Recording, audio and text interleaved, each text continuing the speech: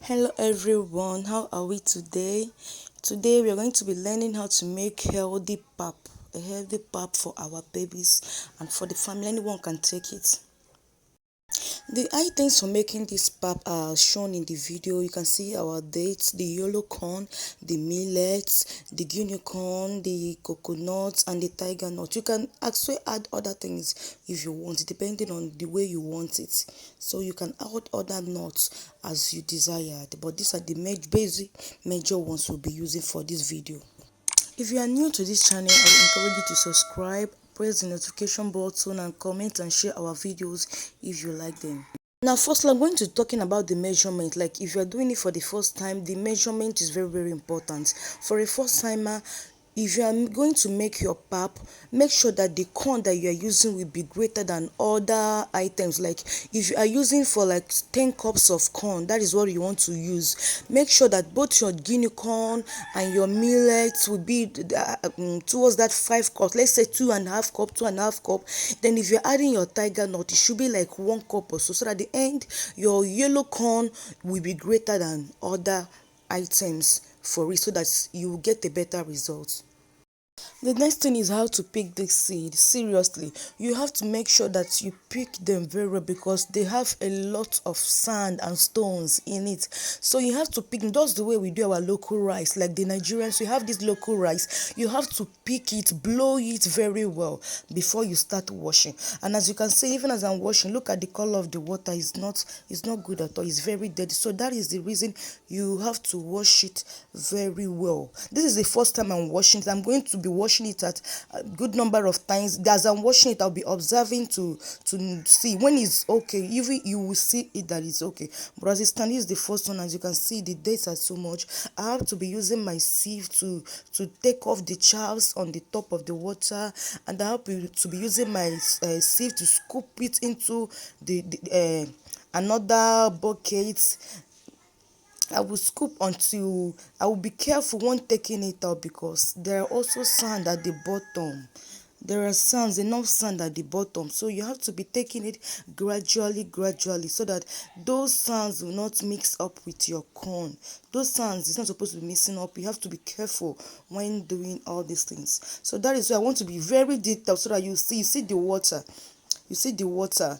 Now look at the sand. I've already packed everything. Look at the sand. Look at the kind of sand in it. So if you didn't wash it very well, you might end up packing all this sand into the corn, and it's not nice. Look at the sand there. The sand is plenty. This is the first time I'm washing it. I'm going to be washing again for the second time. So we are going to be taking off. If you know that you cannot be careful to separate the corn from the sand like this, when it goes to this level, you cannot pour it away. Just pour it away for the safety of your baby.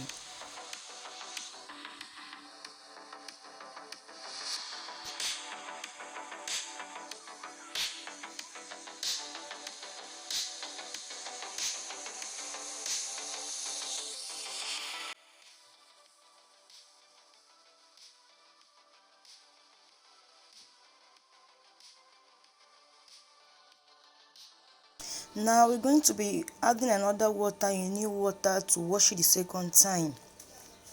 And as we did in the first one, I'm going to wash it very well again.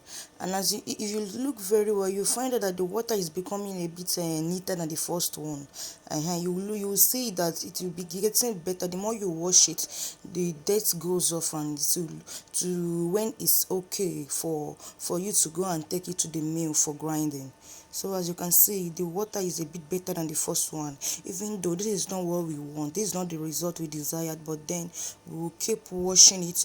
We will use our sieve to do the needful. We scoop, we take it out so that we can easily get to the bottom where we will take off the sands that are there, because definitely there will be sand, as you can see, but the sand has reduced this time around.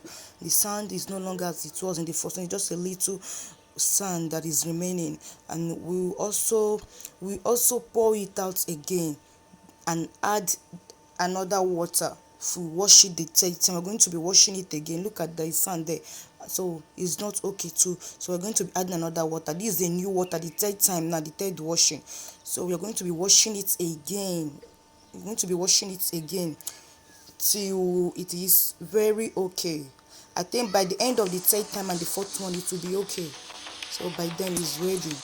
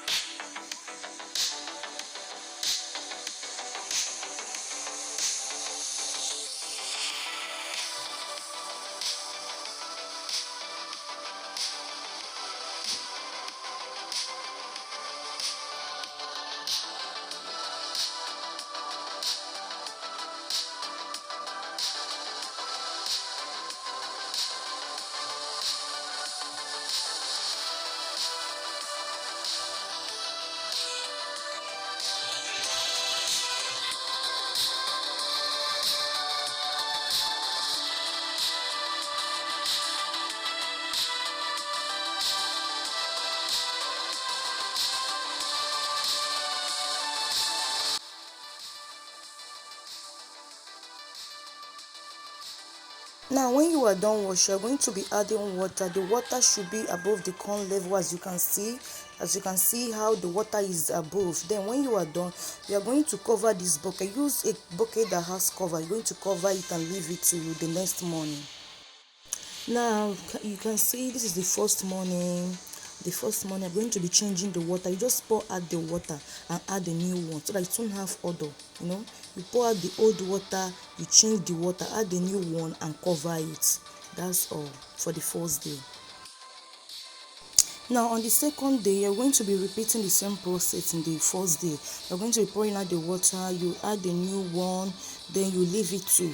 Then it is on this second day that you're going to be soaking any dry ingredient if you're using a dried date or a dried Tigernut, you soak it overnight so that in the morning, in the third day, you will just wash everything and pour inside the bucket. Now this is my Tigernut I'm going to be soaking. Now this is the third day. On the third day, you will do the same thing, but on the third day you have to wash it now very well. You wash it out, wash it very well, pour out the water, then pack everything, pour in the ingredients. You add your cracked coconut. As you can see, my date is there, my Tigernut, my coconut is already cracked. Then you take it to the mill. Now for sieving of the pap, you just need this item. You see this chiffon cloth, you can see it in the mark. Even some of our cotton are like this. Any material that can allow pap to pass through it, and the bag also. This is where we'll be pouring in the pap when we are done sieving. This pap, even some of our pillowcase can serve for this. So that is what we'll be using. You'll be needing a rope to depends on how you want to do it. Like me, I placed my bag, my cloth material inside and covered it with my chiffon. Then you can tie it with rope, the mouth of your bucket. Look at the way I did it. I did it so that I will avoid having to scoop it again inside the bag.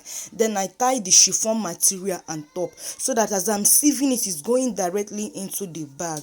Do you understand? So it depends on how you want. If you want to tie the chiffon material with a rope, then after you scoop inside the bag, is fine. Then this is what I do. I just put it inside, then tie it so that it will be going directly into the bag.